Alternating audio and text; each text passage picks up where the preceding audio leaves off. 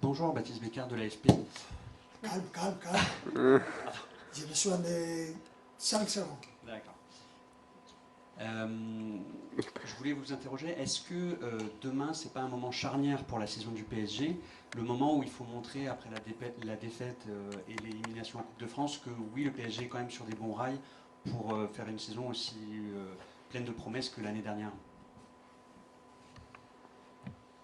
Vraiment, je pense que non. Parce que s'il y a des doutes sur notre équipe, apaga y vámonos, se dice en espagnol.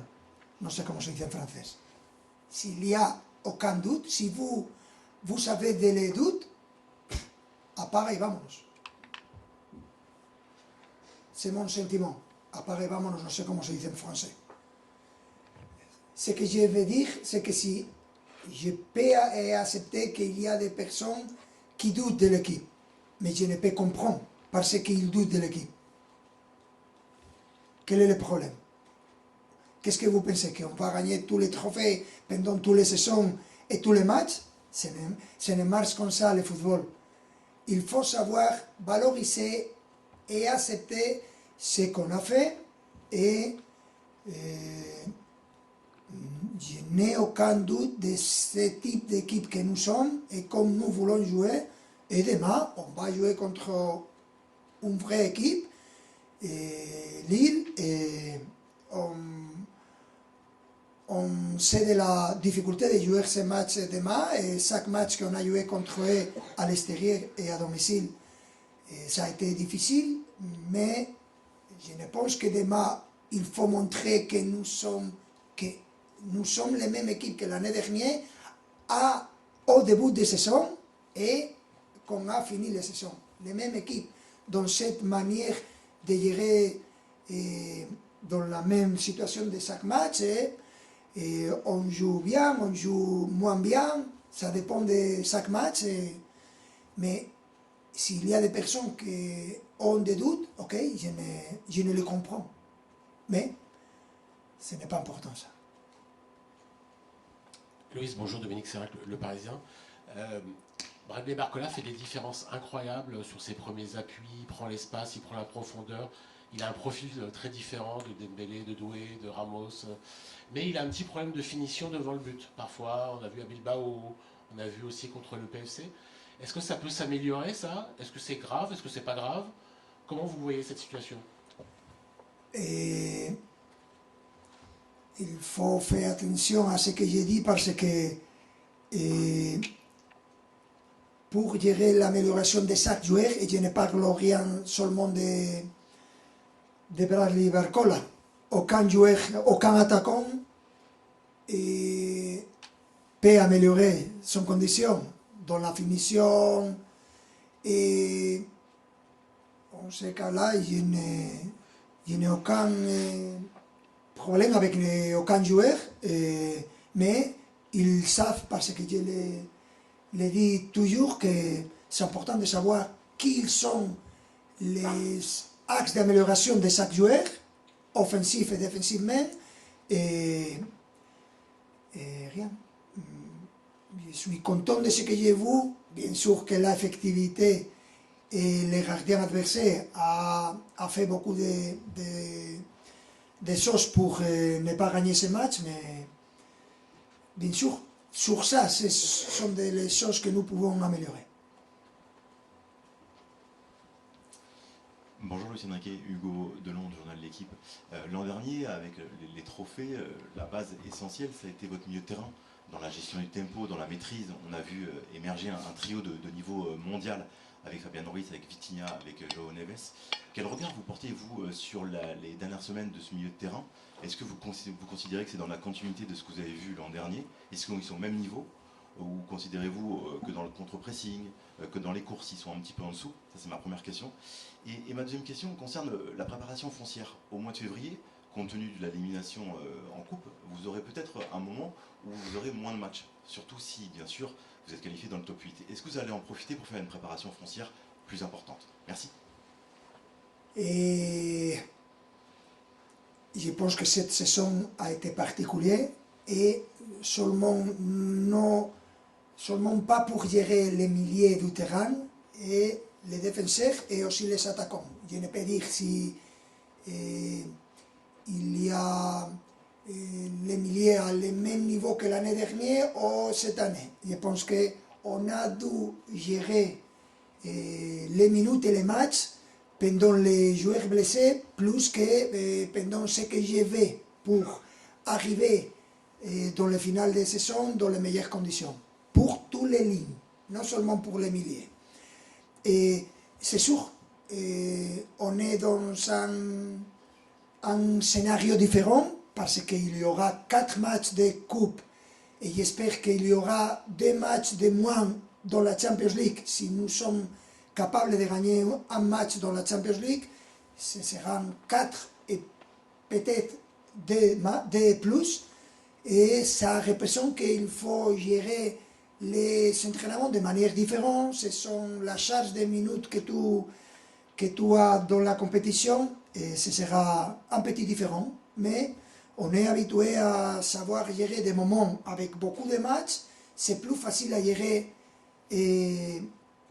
moins de matchs parce que les matchs a la condition de qu'ils mettent dans les très bonnes conditions physiques à les joueurs, mais aussi il y a le risque d'être blessé. Quand tu joues beaucoup de matchs, dans les matchs, il y a de la lutte, il y a des blessures, il y a plus de problèmes que quand tu fais des entraînements. Mais c'est vrai que ça change un petit peu notre manière de gérer cette saison, mais on est habitué à changer. Bonjour coach. Arthur Perrault, RMC. On a appris cette semaine la disparition de Roland Courbis, qui était un ancien joueur, ancien entraîneur, ancien consultant qui connaissait par cœur le championnat de France. Comme vous, il aimait bien innover. Vous aimez bien, comme cela se fait dans le rugby, d'assister à certains matchs depuis la tribune. Lui, il était pour, par exemple, un carton orange pour permettre à des joueurs de sortir 20 minutes, comme au rugby, et de revenir sur le terrain. Est-ce que pour vous, par exemple, cette règle-là, du carton orange, pourrait être transposable au rugby? Est-ce que voilà, il faut davantage innover comme cela peut se faire dans le rugby? Merci. Oui, j'ai écouté cette nouvelle et c'est toujours difficile. Mis condolencias, no sé cómo se dice, para su familia. Et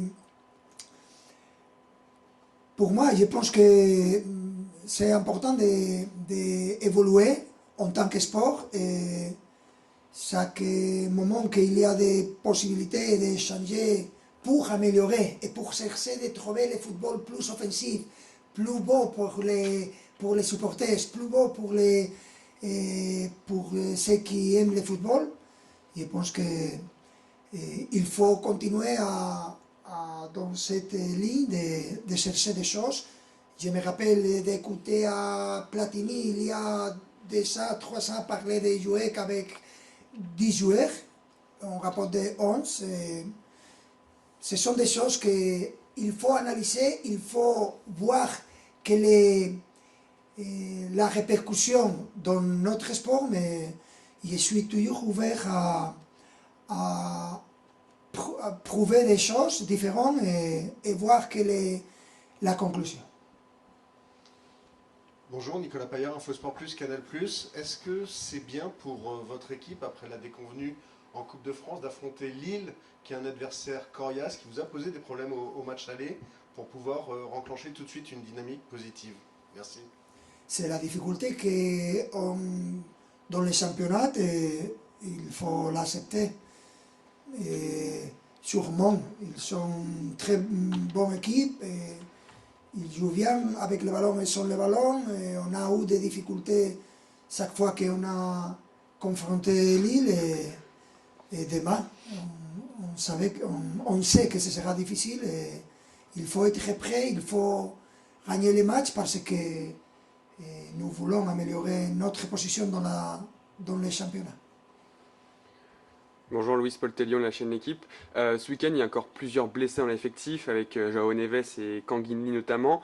Cette année, vous n'avez quasiment pas eu l'effectif au complet cette saison. Est-ce que ça vous titille d'avoir des recrues pour cet hiver, d'avoir une régénérescence de l'effectif comme avec Kvaratskhelia l'année passée? Encore un Titi. Titi, donner envie. Est-ce que ça vous donnerait envie d'avoir des recrues pour régénérer l'effectif et d'avoir du sang neuf? Ah, le mercato, Oui. bien sûr. On est ouvert, mais n'est pas pour la défaite de ce dernier match. On est ouvert tout le temps. On est ouvert à profiter aucune possibilité. C'est notre manière de gérer ça, mais ce que j'ai vu de l'équipe, c'est pour moi très positif. Et on est ouvert, on est prêt pour aucune possibilité, mais sans aucune précipitation. Bonjour Tom Oniger pour Stade Perform. Hier, il y a eu les demi-finales de la Coupe d'Afrique des Nations. Vos deux joueurs, Achraf Hakimi et Ibrahim Mbaye, se sont qualifiés pour la finale. Ils vont s'affronter dimanche. Est-ce que déjà vous avez pu les féliciter depuis hier soir? Et vous, à titre personnel, est-ce que vous avez un petit pronostic pour cette finale dimanche? Merci. Non, normalement je ne fais des messages ni rien. Je pense qu'ils sont tellement fatigués de me voir comme ils sont ici, qu'ils sont à Marruecos et les messages de le mister. Non, rien. J'espère. Non, rien. Je suis très content pour l'aider. C'est mérité. J'espère qu'il profite de cette finale. Ce n'est pas facile de jouer des finales, mais en même temps, je pense qu'un des deux, il reviendra énervé et agacé. Ce n'est pas possible d'être tous contents. Rien. Je leur souhaite le meilleur. Et on va voir. Ils seront de retour très vite. Bonjour coach, Ilyes Peters, 90 000. Coach, je voudrais vous demander quel effet l'élimination en Coupe de France elle a eu sur votre groupe cette semaine, et est-ce que dans un sens elle peut être une source de motivation supplémentaire pour les compétitions dans lesquelles le PSG est encore engagé? Merci. La ligne de séparation entre la victoire et la défaite, c'est très fine. Comment je dis fin? Très fin. Et c'est important de savoir que tu mérites de gagner ce match, parce que je pense qu'aucune personne peut dire que nous ne méritons pas gagner ce match. On a mérité clairement de gagner ce match, avec beaucoup de mauvaises chances.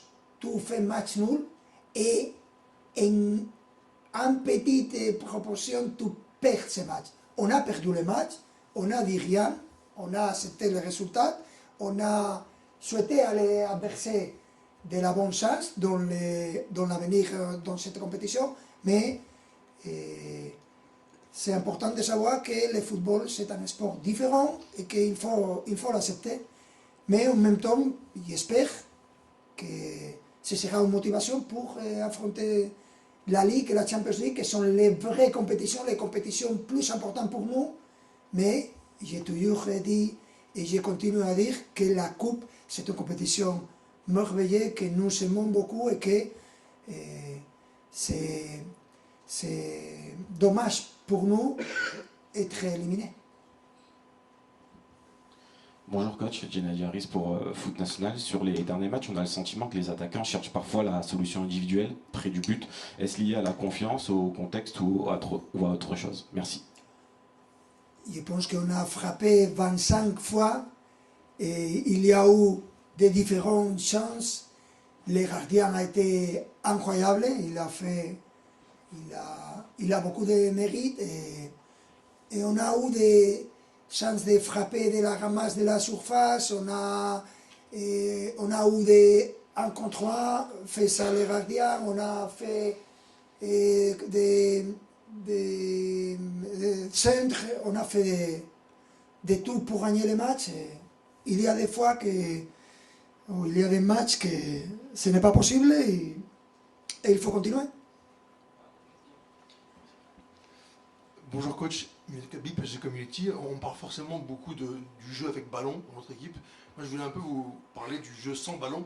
Comment vous travaillez ça à l'entraînement et à quel point cela est important dans votre stratégie? Je me rappelle des derniers entraînements tactiques, parce que tu peux voir, on joue tous les 3 jours et c'est impossible d'avoir un entraînement normal tactiquement. Et les prochains mois, on va travailler sur ça. Et dans la pelouse, dans les terrains, parce qu'on travaille beaucoup de fois sur les vidéos, dans l'aspect tactique, offensif et défensif. Les défensifs, je pense que tout le monde savent comme nous pressionnons, comme nous fait la pression et de la manière que nous pressons. Et je suis sûr qu'on peut encore améliorer, mais de la manière que nous pressons, c'est une manière très effective et je suis très content. Les derniers matchs, on a pu voir qu'ils sont à côté de notre but, la deuxième mi-temps seulement 1 ou 2 fois, et la première mi-temps 2 ou 3 fois. C'est beaucoup de bon travail défensif et ça indique la mentalité de notre équipe. Merci.